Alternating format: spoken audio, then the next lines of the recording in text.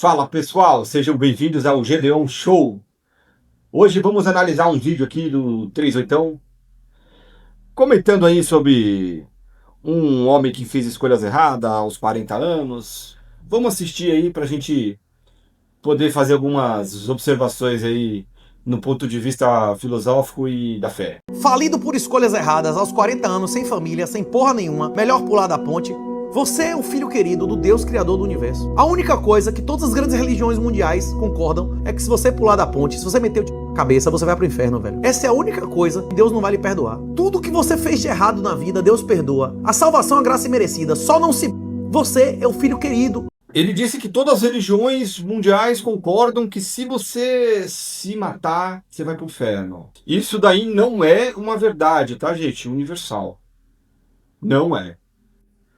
O que a Igreja Católica diz nessa questão?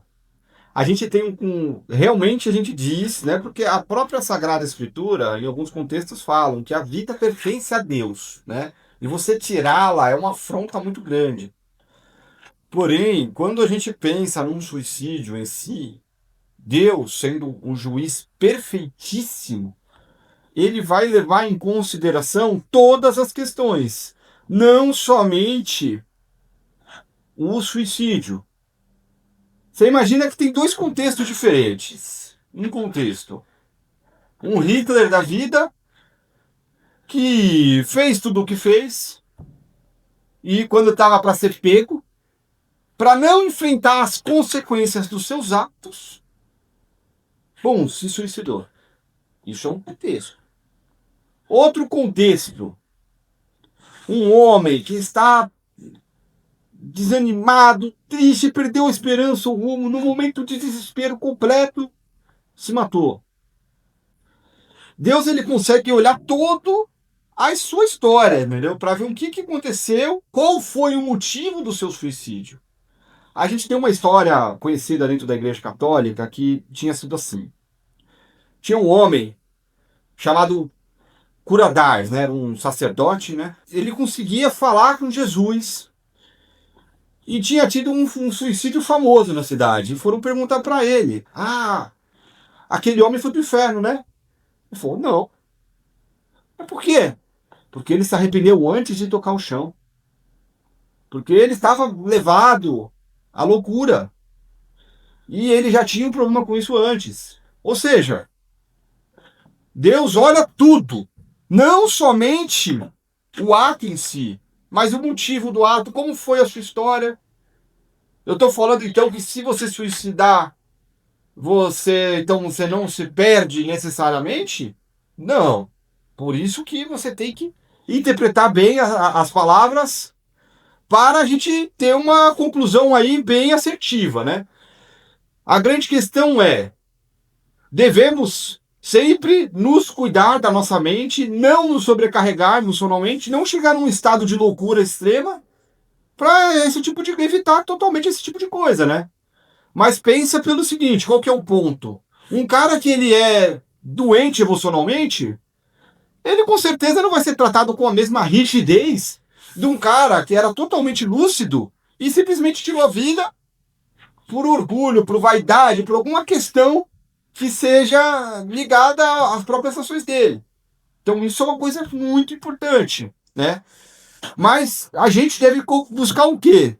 Buscar tanto a saúde do corpo quanto da alma. E a do corpo envolve a mente. Então cuide da sua mente. Se tem alguém que vive te colocando para baixo, evite essa pessoa. Você tem um relacionamento que está terrível, busque um direcionamento no seu relacionamento. Não deixa a sua mente entrar em colapso. Porque aí que mora esse tipo de problema. E cuidado com a dependência química. Porque ela desestabiliza a gente emocionalmente. No começo, é só alegria, um prazer. Mas depois, ela cobra o preço. Você fica desestabilizado, você fica moralmente, totalmente, meu, desconectado da realidade, cara. Você não pode se entregar a vício nenhum. Tinha um filósofo grego chamado Seneca que ele dizia: os seus vícios irão consumir toda a quantidade de tempo que você tiver. Não sobra nada. Aí você vai chegar no final do dia, botar a mão na cabeça e falar, meu Deus, o que eu fiz hoje? O que eu fiz com a minha vida? Então isso é uma coisa importante. Voltamos ao vídeo.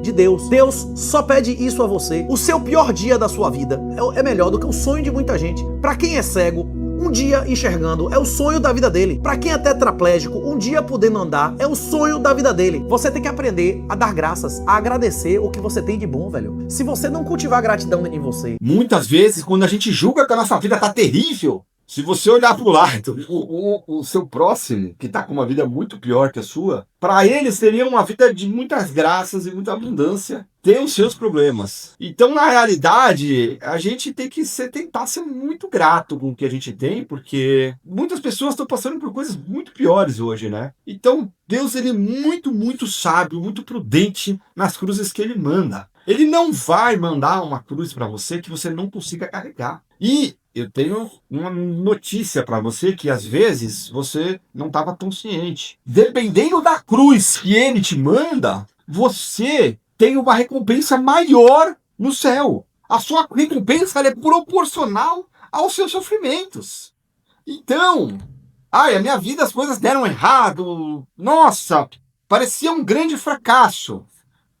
Pois bem, quando você foi para lá se apresentar para o Senhor e você foi falar, mostrar tudo que você suportou, em nome da verdade, em nome da graça, você com certeza vai ter sua recompensa.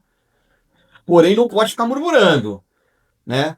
Se queixando, se lamentando da sua sorte, se tendo sentimento de autopiedade, de ai, minha vida, ai. Não, Jesus gosta de um homem firme, sério, que aguenta e fala, Senhor, estou aqui, me ajuda, que está pesado esse fardo, me ajuda, ele está aqui para te ajudar, ele veio para servir, ele não veio para os autossuficientes, ele quer te ajudar, só quer que você peça, só isso.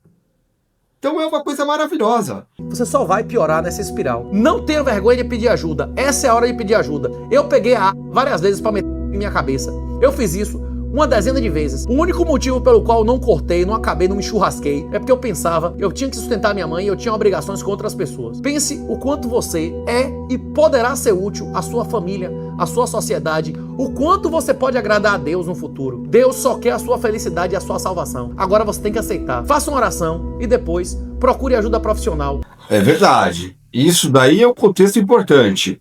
A gente, o suicídio para um homem que às vezes tem tudo na vida, só tá vendo um ponto negativo, você pensa, cara, tenta ver as coisas boas que você tem também.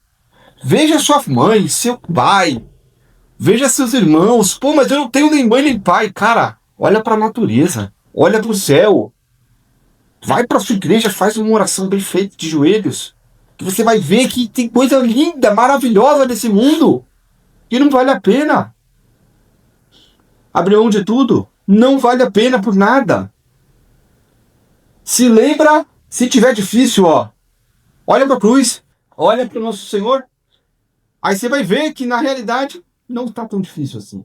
Procure o padre da igreja mais próxima de sua casa, que eu lhe garanto que se você se confessar com ele e disser seu sentimento, ele pode inclusive lhe indicar ajuda profissional mesmo, com remédio e tudo mais. Não ignore a depressão, senão ela consegue vencer você e tomar tudo que você tem, a sua vida e a sua salvação espiritual. Um abraço e minha honra. Uma coisa muito assertiva que ele falou é que muitas vezes as pessoas confundem problema emocional com problema espiritual. Então, muitas vezes você pode estar bem espiritualmente, vivendo a palavra de Deus, carregando a sua cruz, mas o seu problema, cara, você não está conseguindo aguentar as cruzes, aguentar o problema do dia a dia, o peso. Realmente, nesse caso, compensa você buscar uma ajuda profissional qualificada, que vai poder te ajudar, que vai poder ver o seu caso, o que está acontecendo. Eu digo para vocês, pedir ajuda não é motivo para se envergonhar. O motivo para se envergonhar é viver igual um doido. Doido, alucinado. O que a gente chama, na psiquiatria, a gente tem um termo que chama louco sem tratamento. Tem muitos por aí. Bipolar, narcisista, TDAHs, pessoas que, não conseguem pedir ajuda nem o mínimo possível, nem para ele entender o próprio caso. Você entender o seu próprio caso, já te adianta mil anos-luz. Porque você vai saber que às vezes o seu comportamento está sendo baseado num transtorno que você tem. E você consegue combater esse problema baseado no seu diagnóstico. Ah, eu tenho um problema disso, eu tenho um problema daquilo. Eu tenho um problema do bipolar. O bipolar é um ser humano que, tipo assim, tá tudo bem na vida dele, entre aspas, né? Tipo, a vida dele tá seguindo normal. Num belo momento, sem motivo, tá tudo errado. Ele perde um encanto. E às vezes isso demora dias para voltar ao normal. O cara fica extremamente mal-humorado, agressivo, fala que tá tudo horrível. O bipolar é um cara que às vezes ele tem.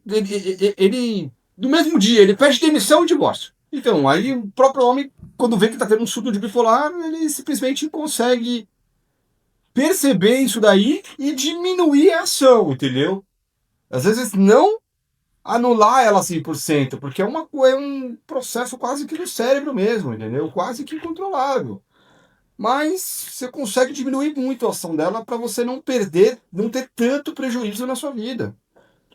E pensar, ixi, hoje eu não tô bem, não, vou numa academia, vou fazer um spa, vou numa igreja, sei que tô estressado demais, o que tá acontecendo, tô explodindo com todo mundo.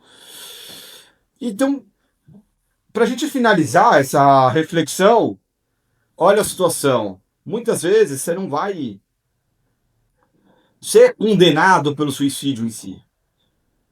Você pode ser condenado por ter sido orgulhoso e não buscado ajuda. E ter deixado a sua vida chegar aonde chegou. Porque você, com a sua sapiência, a sua obrigação é fazer o seu melhor. E não levar a sua vida de qualquer jeito, prejudicando mulher, família, esposa, trabalho. Pô, você não pode ser um chicote na vida do seu próximo, por causa dos seus problemas emocionais. Você tem que ser uma pessoa leve, que leve a verdade, que leve Cristo para os outros. Então, eu acabo por aqui, gente. Muito obrigado. Esse é o Gedeon Show.